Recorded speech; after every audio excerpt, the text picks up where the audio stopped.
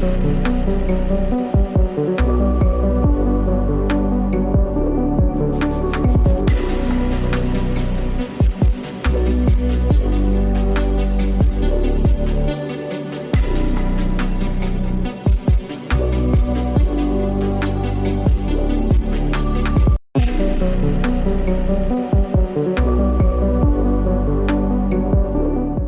est en train de travailler sur comment pouvoir réunir les conditions de sécurité suffisantes pour continuer à approvisionner notre centre d'urgence de Carrefour et à pouvoir y référer nos patients de Turgeot.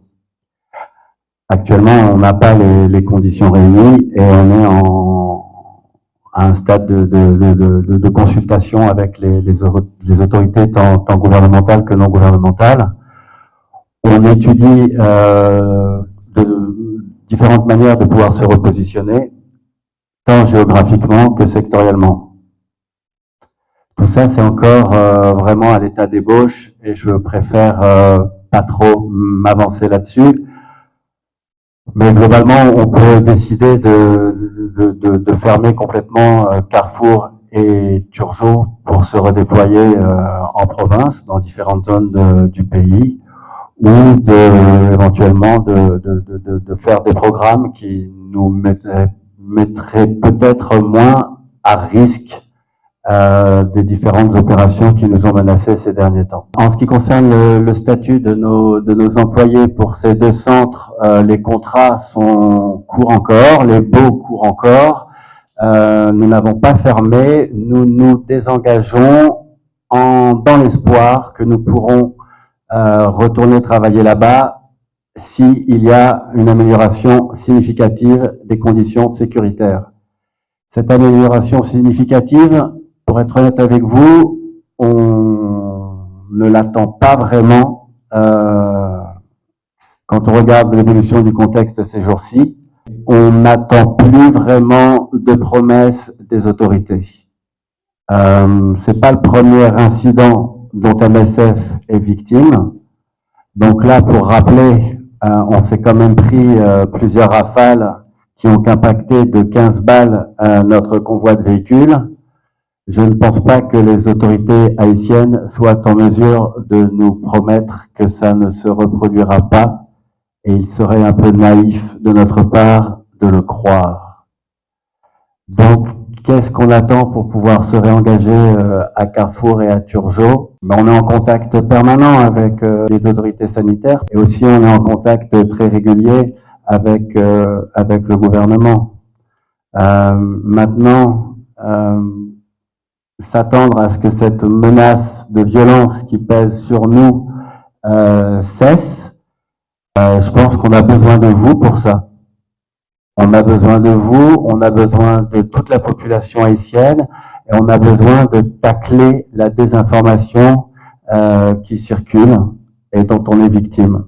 Nous avons seulement le centre d'urgence de Turgeot, celui que vous appelez Charles Sommer, et la clinique traumatologique de Carrefour, dont on s'est provisoirement désengagé.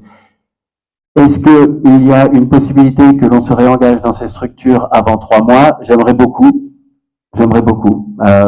Si on s'aperçoit que les conditions sécuritaires sont réunies pour que nous puissions nous réengager, oui, bien évidemment. Depuis 11 novembre, les 2 patients MSF ont été assassinés dans un parking de l'hôpital de la Paix. Nous sommes obligés de faire suspension de toute activité MSF dans Port-au-Prince et nous avons commencé un dialogue avec l'autorité. Que nous établi, nous tout le monde montré que yo apprécié MSF. C'est ça, yo t'ai expliqué nous plusieurs fois. Nous avons commencé à faire sensibilisation pour différents commissariats de la PNH pour expliquer mais qui ça qui MSF fait, pour qui ça nous l'a, qui ça qui impartialité veut dire. Après, le 15 mars, nous avons rediscuté avec toute autorité, y compris les conseils présidentiels de transition. Mais jusqu'à jeudi, nous avons un problème il y a un incident grave 11 novembre et après il y a l'autre incident grave 15 mars. Et pour ça que nous sommes obligés de prendre décision de désengagement, mais nous comptons sur nous pour aider nous, pour améliorer la perception et pour aider nous expliquer à la population pour qui ça nous l'a. Parce que nous ne pouvons pas quitter Haïti. Nous comprenons qu'il y a un pile besoin. Mais nous ne pouvons pas faire travail sans une protection minimale des staff médical, patients, ambulances à l'hôpital. On n'a pas seulement suspendu les activités à Tirjo et à Carrefour, mais par contre, on a suspendu le transport de malades dans nos voitures.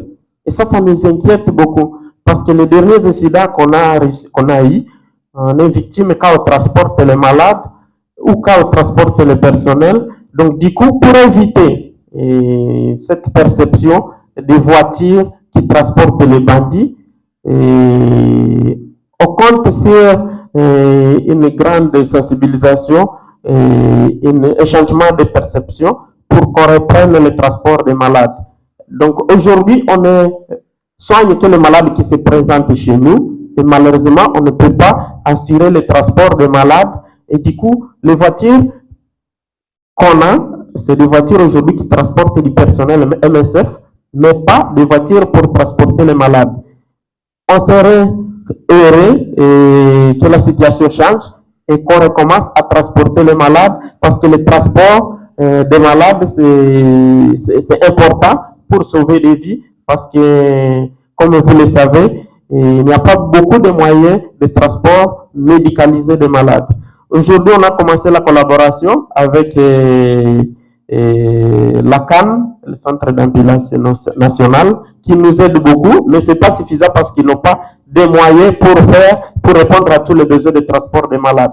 Aujourd'hui, il y a des malades qui arrivent, on dit, vous devez continuer les soins à Tabar, mais débrouillez-vous pour amener les malades à Tabar. Ça ne nous met pas à l'aise, attaquer médicaux.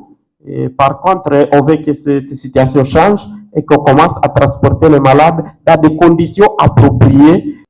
Il ne faut pas tirer sur MSF. MSF n'est pas l'ennemi en Haïti.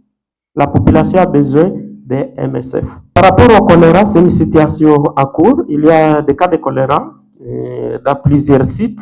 Comme vous le savez, il y a beaucoup de sites de déplacés. Il y a la promiscuité dans les sites. Il y a la saison des pluies aussi qui a commencé. On continue de recevoir des cas de choléra dans nos sites, notamment à Cité Soleil. Pas plus tard qu'hier, on a admis 10 cas suspects de choléra. On fait les premiers soins et on collabore avec les hôpitaux de la zone, notamment l'hôpital Fontaine, et on essaie d'envoyer ces malades à l'hôpital Fontaine. On collabore avec eux pour essayer de travailler en partenariat. Donc le choléra, c'est une réalité, ça nous inquiète et on espère que ça ne va pas faire une flambée parce qu'aujourd'hui, pas mal d'ONG sont en sous-financement avec les décisions des situations d'aide, USAID, et c'est des situations qui nous préoccupent.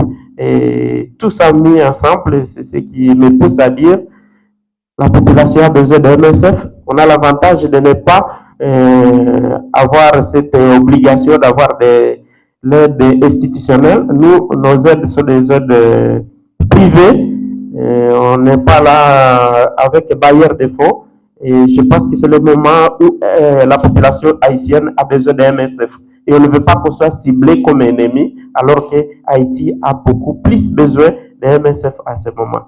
MSF n'est pas l'ennemi, MSF n'est pas les gangs, MSF n'est pas les groupes armés, MSF est là pour soigner tout le monde. Et MSF soigne tout le monde parce qu'on l'appelle Médecins sans frontières. Si on cherche des médecins pour soigner une catégorie, pas tout le monde, pas tout type de malade, il faut chercher médecins avec frontières et non médecins sans frontières.